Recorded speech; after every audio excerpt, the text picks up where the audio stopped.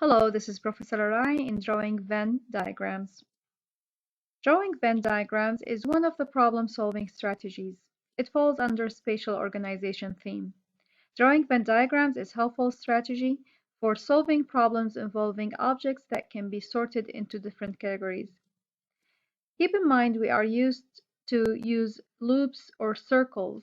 However, to draw a Venn diagram, you can use rectangles, you can use squares, you can use closed circles, any type of objects. And these loops can intersect, they can be entirely disjoint, or they can totally be immersed within each other. Let's see some keywords. Look at the following Venn diagram. Some math students are also chemistry students. Some chemistry students are also math students. Now, when we look at this problem, we see that we have two groups. We have the math students and we have the chemistry students. So to demonstrate this in a Venn diagram, we can draw two circles to represent each set. Each circle is called a set.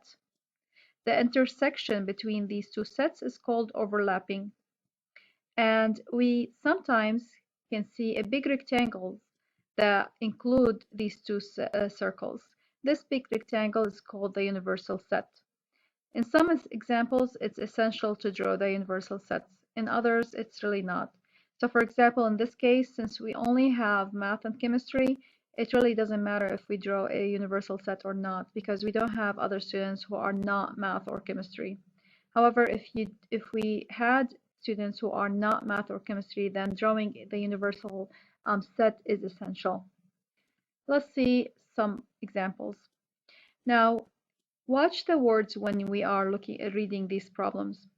So in this example, we need to draw a Venn diagram that represent each of the following statements. Some birds are pets, no dogs are sheep, all poodles are dogs, some dogs are poodles. So notice these words, some, no, all. And you'll look at the diagrams that will be associated with these words. So for a word like some birds are pets, here we see two sets, the birds and the pets, and since we said some, then we know there will be some overlapping. Now, when we have this statement like this, no dogs are sheep, then we know that the two sets will be totally disjoint. So dogs will be by itself and sheep by itself, and the universal set is the animals. Let's look at 3 and 4. All poodles are dogs. The word all means a total immersion, so you can draw the poodles within the set of dogs. Now, if you look at 4, some dogs are poodle, you can represent it in both ways. Either you can draw the dogs, and then you want to draw the poodles, but we know that all poodles are dogs, so you can draw it within the set of dogs. Or you can draw this as two sets and make an intersection. Now, since all poodles are dogs, this is where all the poodles will be. And here you can have an empty set, and that's totally fine. So either one of them is a correct representation of this statement. Some dogs are poodles. Now let's look at example 2. For each list of categories, draw a Venn diagram that shows the relationships among the categories. One of the categories describes the universal set, and the others describe the various loops inside the universal set. The universal set is not necessarily listed first. So let's look at these three statements.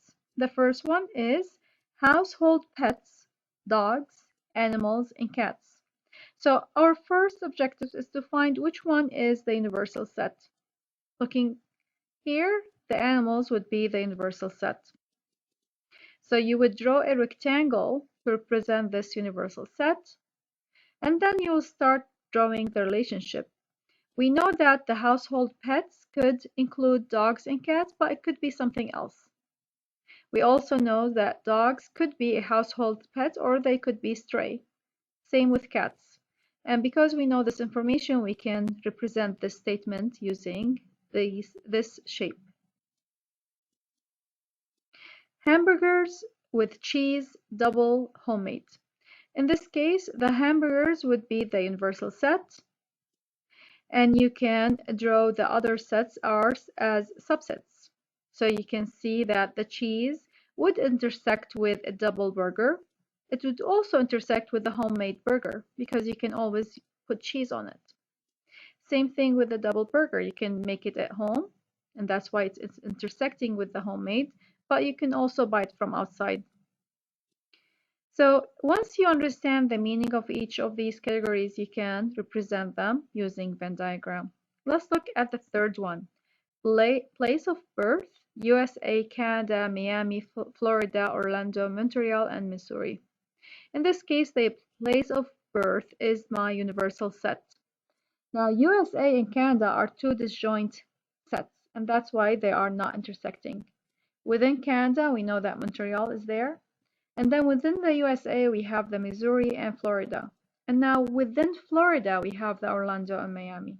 Now, for us to be successful in drawing this Venn diagram, we really need to know our geography.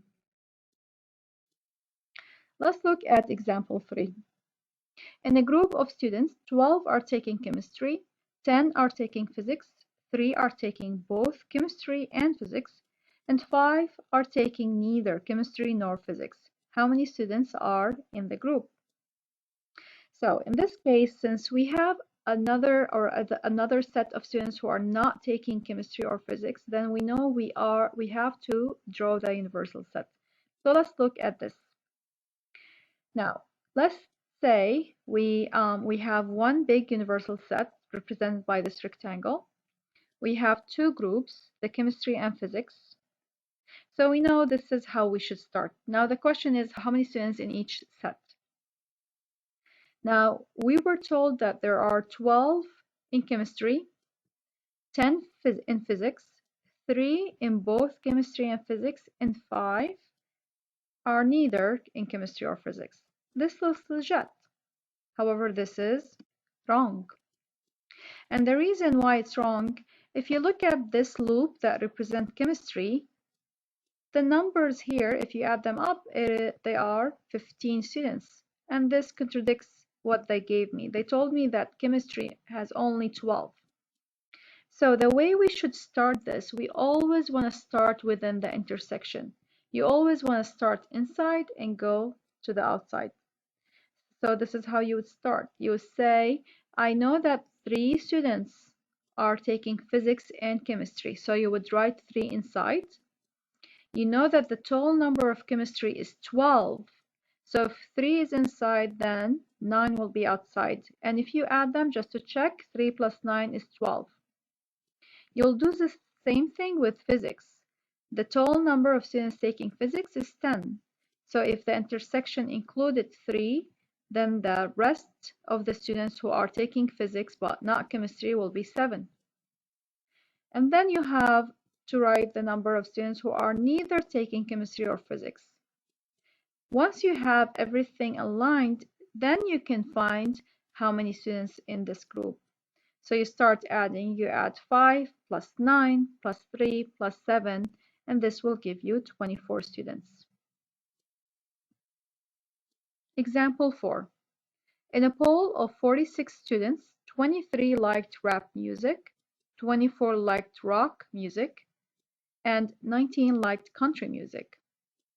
Of all the students, 12 liked rap and country, 13 liked rap and rock, 14 liked country and rock.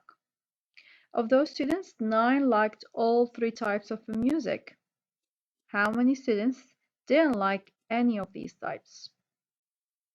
So again, the easiest way to do any of these problems is to start with the intersection. I see here the number 9 liked all 3 types of music, so I will start from there. Now, you need to also to determine how many loop are you drawing. So we see that we have 3 types of music. We have the rap, we have the rock, and we have the country. So we need to draw 3 loops to represent each group. So let's see how this is going to look like. So if you look here, you have the universal set as the music, and you have 3 categories representing the 3 types of music. Now to make your life easier, name these sets. So I have A for this, that's only rap, and then B is the intersection between rap and rock.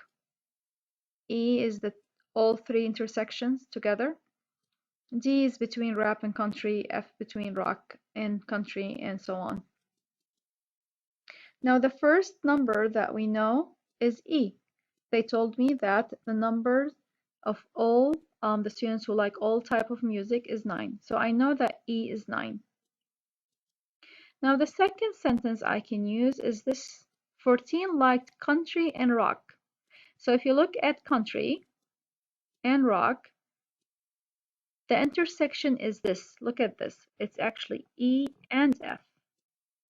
So the intersection between rock and country is E and F. We know that E is 9. And they told me that students who liked rock and country are 14. So you set it up as an equation and you'll find that F, this subset, is 5. So one more time, 5 plus 9 is 14, and which is the number of the students who like rock and country at the same time. The second information, or the third information I can use, is this: 13 liked rap and rock. So one more time, rap and rock is in this loop with this loop. So the intersection is actually B and E. So again, I know E, I know the total intersection, so I can find B. In this case, B is 4. I'm also told that 12 liked rap and country. So similarly, I'll do the same. So we have rap and country. So the intersection is E and D. E is 9, D is unknown, and I know that 12 is the sum between D and E. That means D is 3. 19 liked country music. Now let's look at country music. Those who like country music are in these 4 subsets: D, E, F, and G. And I know that the sum will be 19. So I'm going to put that as an equation, and then I'm going to plug in the numbers I know. I already found that D is 3. I know that E is 9. I found that F is 5. Plug everything in there and you'll find that G is 2. You'll do the same thing with the rock and you'll find that C is 6. And again with the rap and you'll find that A is 7. So at this point you've found all the subsets. So to find all the numbers inside these regions, you will put everything together and add them up and you'll find that this is 36 students. Now the number of the students in the survey is 46 students.